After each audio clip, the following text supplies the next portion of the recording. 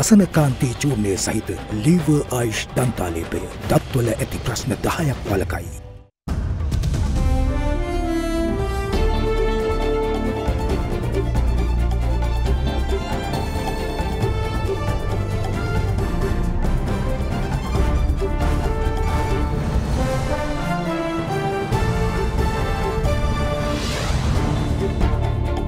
Tonight, double blow. Homemakers get hit with another mega blow by Litrogas, while home builders face a cement hike. Compromise or delay. The cabinet approves the drafting of the 21st Amendment to the Constitution, clipping executive powers. Confident or not? The opposition says they've got the right numbers for a no-confidence motion, but complications remain in partner demands. Laying it out, the IMF calls for tax hikes, a flexible exchange rate, and a clear debt restructuring plan. The requirement for fund lending will be the progress towards debt sustainability, and the first step on this process has been taken by the authorities. All this and much more coming up tonight on First at 9, this Tuesday, the 26th of April, 2022. Life boy shampoo cuti, rupiah 70. From AdaDerana, this is AdaDerana First at 9, live from Studio 24 in Colombo. Bringing you the latest from across the island, this is First at 9 and I'm David Ebert. Now, Sri Lanka must tighten monetary policy, raise tax and adopt flexible exchange rates to address its debt crisis, a senior International Monetary Fund official has stated today. Speaking at a virtual media briefing today, Acting Director of the IMF's Asia and Pacific Department, Anne-Marie Goldwolf, says that despite Sri Lanka's deep economic problems, the fund intends to see to it that a solution is found to Sri Lanka as soon as possible. However, a clear debt restructuring plan will be vital for the success of its talks, it says. The IMF says that countries in Asia will face complexities in terms of higher funding costs, especially for those that hold foreign currency debts. It adds, however, that most countries have managed to weather the economic temper tantrum with higher reserves and better monetary frameworks, both factors that Sri Lanka has not managed well in at all. Speaking at a virtual media briefing today, Acting Director of the IMF's Asia and Pacific Department, Anne-Marie Goldwolf, says that despite Sri Lanka's deep economic problems, the fund intends to see to it that the island pulls through. This is a country that is on everybody's radar screen. There's a lot of attention given the deep economic problems the country faces right now. And I want to start by saying that we at the IMF are clearly very concerned about Sri Lanka and trying to work on finding as fast as possible solution for the country. Further speaking on the subject of what Sri Lanka may need to put in place before negotiations, Goldwolf prescribed a combination of tightened monetary policy, higher taxes and a flexible exchange rate. The most important issue is to find a credible and coherent macroeconomic strategy that addresses the key risks in the country. And this would include, on the fiscal side, revenue-based consolidation strategy that increases the ability of the country to raise revenues and to address the most critical spending needs. Monetary policy has to be tightened to keep inflation in check, and we see a need for a flexible exchange rate. And I want to emphasize that in these adjustment measures, we have to be mindful of the most vulnerable, and fiscal policy has to be formulated in a way that protects the livelihood of the most vulnerable. So when I say there has to be a revenue-based consolidation, it would also mean that wherever possible, the taxes should be paid more by those that are well off compared. Adjustment should not be forced on the most vulnerable segments of society. Commenting on Sri Lanka's negotiations with the fund last week, she added that although the talks have been fruitful, Sri Lanka needs to ensure some semblance of debt sustainability first. Now, we have received program requests from Sri Lanka, and we have had very good, fruitful technical discussions on preparations for the negotiations with the authorities over the past weekend and a couple of days before. The requirement for fund lending will be the progress towards debt sustainability, and the first step on this process has been taken by the authorities. The newly appointed cabinet has approved the drafting of the 21st Amendment to the Constitution that aims to give Parliament more power and trim down the executive presidency. A parliamentary select committee is to be appointed to oversee other similar proposals already presented in Parliament in order to draft the new bill. The newly appointed cabinet met for its inaugural cabinet meeting last evening. Chief among the decisions taken last night was the drafting of the 21st Amendment to the Constitution, which is to be based on the 19th and 20th Amendments. The cabinet has decided to appoint a cabinet subcommittee to provide guidance to the legal draftsman for the preparation of a draft bill with immediate effect that will entrust more powers to the Parliament. To this end, the Prime Minister is to be entrusted with the power to furnish a resolution in Parliament proposing the appointment of a parliamentary select committee to consider proposals already submitted in the House in this regard.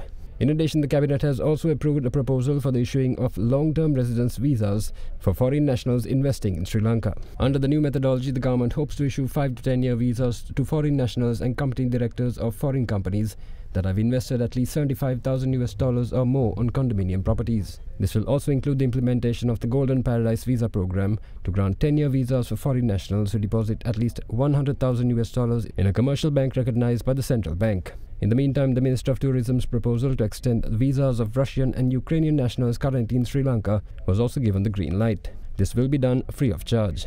Further, the Cabinet has also decided to amend the Petroleum Products Act No. 33 of 2002 in order to allow select sectors of the economy to import their own fuel requirements under government license. Further, the legal draftsman is to be instructed to draft such a bill to amend the Petroleum Products Act with the necessary provisions to issue such licenses and the sectors that will be eligible. LP gas users were hit with a massive price hike on cylinders by state supplier Litro Gas today. Accordingly, from midnight tonight, a 12.5 kilogram cylinder will cost 4,860 rupees, a massive 2,185 rupee increase. In addition, home builders were also given a shock as well when the price of a 50 kilogram bag of imported cement was hiked to 2,850 rupees. Meanwhile, the Public Utilities Commission has denied that electricity tariffs will be hiked from midnight tonight by 100%. State gas supplier Litro Gas Lanka Limited, that has been lamenting huge losses through its LPG gas cylinder sales at current market prices, has announced a price hike with effect from midnight today. Accordingly, the revised price of a 12.5 kilogram gas cylinder now stands at 4,860 rupees, which is a whopping 2,185 rupee increase from its previous price of 2,675. In addition, the price of a 5 kilogram cylinder will be increased by 874 rupees, bringing it to 1,945 rupees. Further, a 2.3 kilogram cylinder will see a price hike of 404 rupees, taking it to 910 rupees. Meanwhile, the company that recently halted gas distribution temporarily received a 3,600 metric ton LP gas shipment today. With that, the company expects to resume normal distribution from tomorrow. Further, another 3,600 metric ton shipment is expected to arrive in Sri Lanka on the 28th of April. Meanwhile, on the country's power situation, the current hot topic in the public's mind is a possible tariff increase in the near future. According to the Public Utilities Commission, the Ceylon Electricity Board charges 16 rupees for each electricity unit supplied to the consumer. However, with the recent depreciation of the rupee by over 60% and the rise in diesel and coal costs, production costs have spiked. With that, the production cost of an electricity unit is now 53 rupees, a 27 rupee loss of each unit. Taking this into account, the CEB had recently requested the PUCSL to give it the green light to increase tariffs. However, with media reports claiming that a 100% increase was asked for, the Commission has denied this, stating that the CEB does not decide on percentages.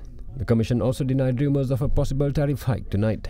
මධ්‍යම රාත්‍රියේදී මිල වැඩිවීමක් අනිවාර්යයෙන්ම සිදු වෙන්නේ නැහැ. ඒකට නිසි ක්‍රියාමාර්ගයක් ක්‍රමවේදයක් තියෙනවා. ඒ ක්‍රමවේදය අනුව තමයි මේ කටයුතු ඉදිරියට සිදු කරනු ලබන්නේ. ඒ නිසා මේ ලැබෙන ප්‍රවෘත්ති එක එක සමාජ මාධ්‍ය වලින් එක එක පත්‍ර වලින් ලැබෙන ඒ බොරු ප්‍රවෘත්ති වලට රැවටෙන්න එපා. The PUCSL chairman further said that any request by the CEB on a tariff hike is first communicated to the cabinet, who then decide whether concessions will be given to certain categories of electricity consumers. Upon the receipt of this decision on concessions, the Commission then decides on the tariff hike that is communicated to the public through public consultations. Further, after considering the views of the public, approval to implement the tariff hike will be granted by the Commission. He also said that no tariff hikes will be approved until the Cabinet communicates what groups will receive concessions. The last electricity tariff revision came in 2014, when tariffs were slashed by 25%. Meanwhile, in a blow to home builders, the price of imported cement has been increased by 500 rupees per 50 kilogram bag. Accordingly, the new price of a 50 kilogram bag will be 2,850 rupees. This is the fourth time that the price of cement has increased so far this year. The Samagi Jana Balawegaya says that it has garnered more than enough votes for the no-confidence motion that it expects to introduce this week. However, the 39 independent MPs who are set to vote for the motion now state that in any future interim government that comes out of this process, it must be led by a Sri Lanka Podujana Peramuna parliamentarian. How this goes down with the main opposition, however, is a very good question. The opposition's no-confidence motion continues to gather pace, and right now there is quite a bit of confusion about how many actual parliamentarians are intent on supporting it. According to the Samagi Jana Balawegaya, the 113 seats required to introduce it in Parliament have been reached already. Chief Opposition Whip and Samagi Jana Balawegaya MP Lakshman Kiriyalla in comments to the morning newspaper revealed that the party has now received 115 signatures. He added that this number includes the group of independent MPs led by former government ministers Udaya Gamanpilla, Bimal Weerawansa and Vasudeva Nanayakkara. However, Gamanpilla's estimation of support for the motion is a bit higher than claimed by the Samagi Jana Balawegaya. Yesterday, the former energy minister claimed that the number was 120. He explained that this includes 65 opposition members, 39 former government MPs now sitting with the opposition, 10 SLPP MPs who have publicly called for interim rule, 3 opposition Muslim MPs who have now withdrawn support, Media Minister Dr. Nalaka Godaheva, MP Dallas Alla Peruma, and COPE Chairman Professor Charitha Herath. Meanwhile, the leader of the Tamil Makkal Thesiya Kuttani Party, Member of Parliament C.V. Vigneswaran, says the Tamil people's representatives in Parliament should support an impeachment motion against the President but remain independent in the event of a no-confidence motion. The Tamil National Alliance, meanwhile, has been taking a cautious approach to the Samagi Jana Balawegaya's move against the government. TNA spokesman Ilankai Tamil Arasu Katchi parliamentarian M.A. Sumandiran stated yesterday that the party was choosing to hold off on making any calls at present. This, he added, was because the TNA is concerned about the lack of clarity on what sort of a government would take the place of the existing one. According to SJB MP Lakshman Kiriyalla, however, the party has so far chosen to focus primarily on securing signatures, and what the consequences of a successful no-confidence motion may be is a subject that has not been discussed yet. Addressing a media briefing yesterday, however, MP Gamanpilla dropped a significant hint of what might turn out to be the biggest bargaining chip that his group hopes to bring to the table. He revealed that his group hopes to build an interim rule with an SLPP Prime Minister that all parties will discuss and decide on. The road, he added, is not what is important, only the destination, and that is to defeat the government. However, the million-dollar question right now is whether this will be accepted by the main opposition Samagi Jana Balawegaya. According to opposition leader and Samagi Jana Balawegaya leader Sajit Premadasa, he doesn't seem that keen on it. තෙන්ඩෙපා බලපෑම් කරන්න සජිත් ප්‍රේමදාසට හොරු එක්ක ආණ්ඩු කරන්න කියලා. හොරු රැක්ක අයත් එක්ක ආණ්ඩු කරන්නයි කියලා. අතිමහත් බහුතරයක් එහෙම කියන්න આવොත් මන් සූදානම් තනතුරු ඔක්කොම පැත්තක දමලා දේශපාලනින් විශ්‍රාම ගන්න. හොඳට මතක තියාගන්න. අත් හරිනවයි කියන එක මට අමාරු දෙයක් නෙවෙයි. හෘද සාක්ෂියට එකඟවයි මම කටයුතු කරන්නේ. ඔය එක එක්කෙනාගේ එක එක සිහින සැබෑ කරවන්නට, එක එක්කෙනාට ජනාධිපති සූට් අඳවන්න, එක එක්කෙනාට අගමැති සූට් අඳවන්න සමගි ජන බලවේගයේ සූදානම් නැහැ. හොරුත් එක්ක ඩීල් දාලා හොර අන්තර්කාලීන ගිවිසින් වලට ප්‍රවේශ වෙන්නට අපි සූදානම් නැහැ. මේ ජනාධිපතිවරයාත් මේ තනතුරේම තියාගෙන, මේ අගමැතිවරයාත් මේ තනතුරේම තියාගෙන මේ රට විනාශ කරපු කණ්ඩායම බොරුවට මාධ්‍ය ඉදිරියේ රංගන දාන්න එන්න එපා. මේ රට කෑවේ තමුන්නාන්සලා. හැබැයි එතන හොඳ කොට්ටාසයක් ඉන්නවා. මැති හැම දෙකක් ගන්නෙ නැතුව මේ හැම දේ දිහාම බලාගෙන හිටපු හොඳ කොට්ටාසයකුත් ඉන්නවා. අපි සූදානම් ඒ සුජාත කොට්ටාසත් සමග එකට අත්වල බැඳ ගන්න. And we'll be back with more local news right after this short break. Do stay with us.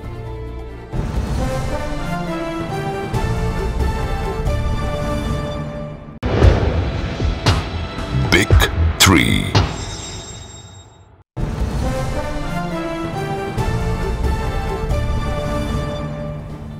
Welcome back. Last week, Sri Lanka missed coupon payments on 2 maturing bond issues totaling close to $80 million. As a result, ratings agency Standards & Poor's has downgraded the country's long-term foreign currency debt rating to selective default, or SD, just one tier above default.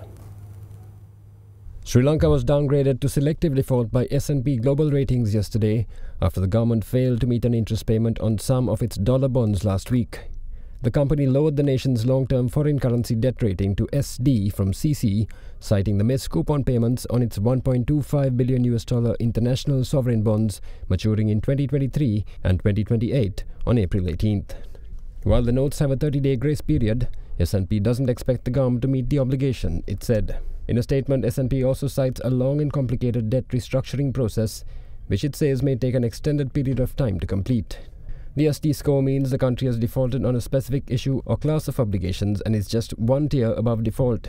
The government said on the 12th of April that it would halt payments on foreign debt to preserve its dwindling dollar stockpile for essential foods and fuel imports.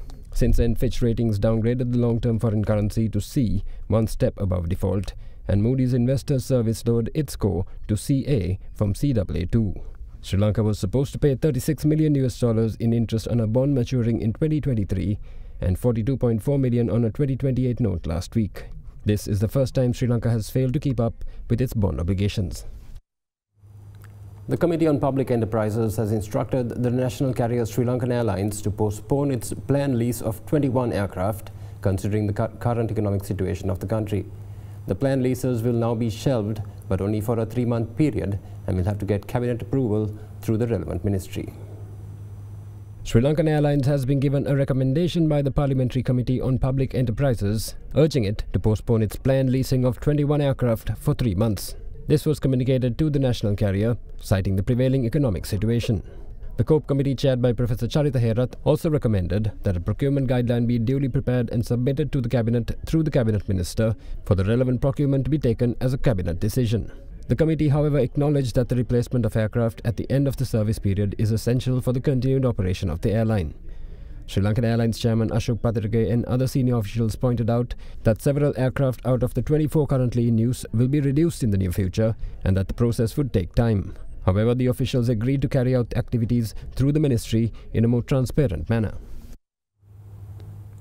Protesters agitated by recent comments by Prime Minister Mahinda Rajapaksa have set up a new protest village outside Temple Trees, demanding the Premier's resignation. Meanwhile, the Colombo magistrate today rejected a request by the police for an order to prevent protests outside the Prime Minister's office at Temple Trees.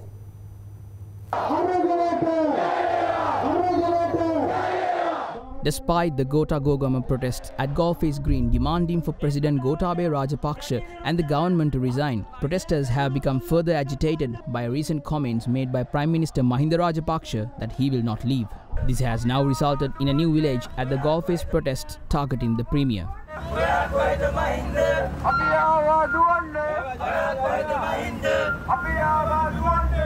The protesters at the new site demand that the Prime Minister should listen to public demand and resign immediately.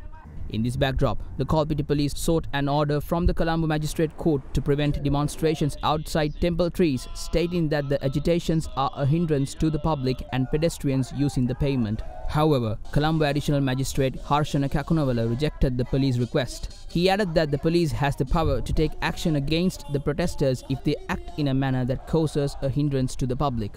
Meanwhile, at the Gota Gogama protest site, protests continue to strengthen into the 18th day, with several public groups converging throughout the day.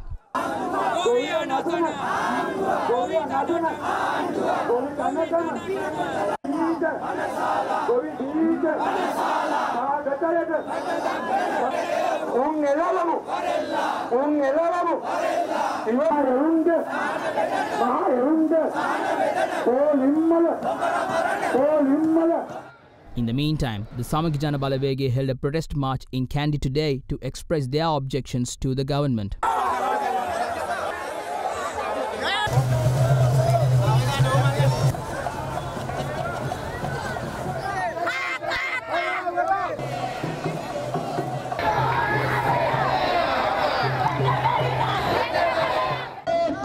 Further, in several districts across the island, members of the public held more demonstrations calling on the President, the Prime Minister and the government to resign.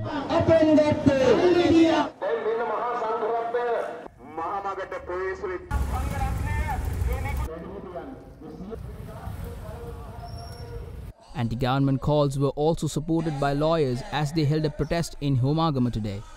In this backdrop, however, the cabinet says that the rights of the protesters will be protected by the government. So we are a government that would protect and uphold the democratic values of this country. The people's rights would be protected. We are very concerned about all the democratic and civic rights of the people of this country. But on the other hand, certain times, certain elements become violent. So the police have to take precautionary methods to ensure that they protect the vital institutions and so the people of the country. That's why they are adopting certain measures, but that is not to harm the people, but also to protect the country and its people.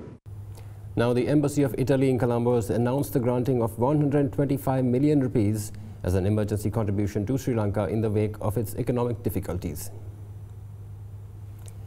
According to the embassy, the 125 million rupees will be made available for the purchase of medicines and medical equipment. However, the contribution will be channeled through the Italian Bilateral Emergency Fund at the World Health Organization and will allow payments to suppliers abroad directly as per planned procurements by the Ministry of Health. The embassy says that the emergency aid comes within the framework of the strong partnership between Italy and Sri Lanka.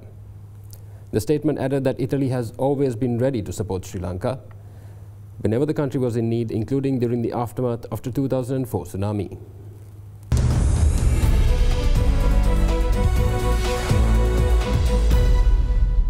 Now, trading at the Colombo Stock Exchange was halted twice today due to declines in the S&P SL20 index. At the end of trading today, the ASPI was at 6,905.37 points after falling by a massive 608.48 points. Market turnover was also below the 1 billion mark at 800 million rupees. This morning, the Colombo Stock Exchange suspended regular trading sessions for a period of 30 minutes after the S&P SL20 index dropped over 5% from the previous close. The market was halted from 10:31 a.m. to 11:01 a.m. Then again, the Colombo Stock Exchange temporarily halted its regular trading session for the second time as the S&P SL20 index dropped over 7.5% from the previous close, as set out in the SEC directive dated 30th of April 2020. Thereby, the market remained closed for 5 minutes from 11:02 a.m. to 11:07 a.m.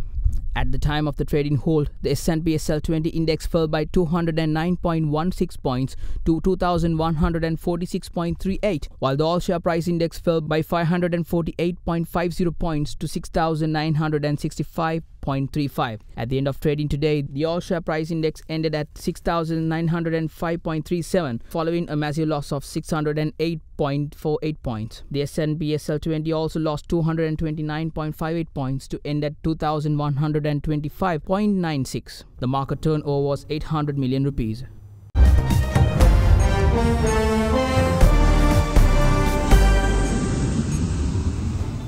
Welcome back. Now, Tesla CEO Elon Musk stands to be the next owner of Twitter, having pledged roughly $44 billion to buy the social media platform. Musk, a self-described free speech absolutist, has promised to develop new features including authenticating all humans, as he described it in a statement quoted in a press release announcing the acquisition yesterday. Elon Musk clinched a deal to buy Twitter for $44 billion in cash yesterday in a transaction that will shift control of the social media platform populated by millions of users and global leaders to the world's richest person. Discussions over the deal, which last week appeared uncertain, accelerated over the weekend after Musk wooed Twitter shareholders with financing details of his offer.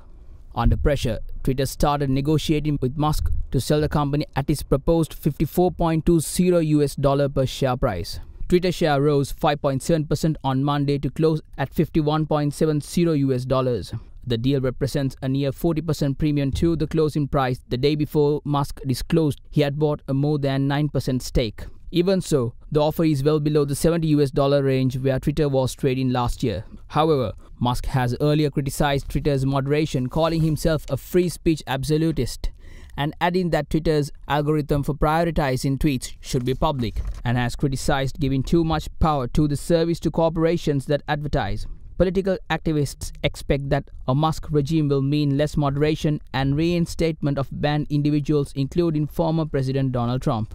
Conservatives cheered the prospect of fewer controls, while some human rights activists voiced fears of a rise in hate speech. Musk himself has described user-friendly tweaks to the service, such as an edit button and defeating spam bots that send overwhelming amounts of unwanted tweets.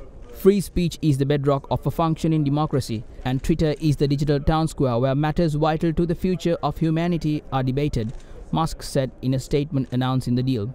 I also want to make Twitter better than ever by enhancing the product with new features, making the algorithms open source to increase trust, defeating the spam bots and authenticating all humans, he added. Twitter has tremendous potential. I look forward to working with the company and the community of users to unlock it, the statement further read. Further on Monday, after the journal reported that a deal was closed, Musk tweeted to indicate that he wants the platform to remain a destination for wide-ranging discourse and disagreement. I hope that even my worst critics remain on Twitter because that is what free speech means, he wrote. And that's all the news we have for you tonight. We hope you join us again tomorrow at the same time. Good night.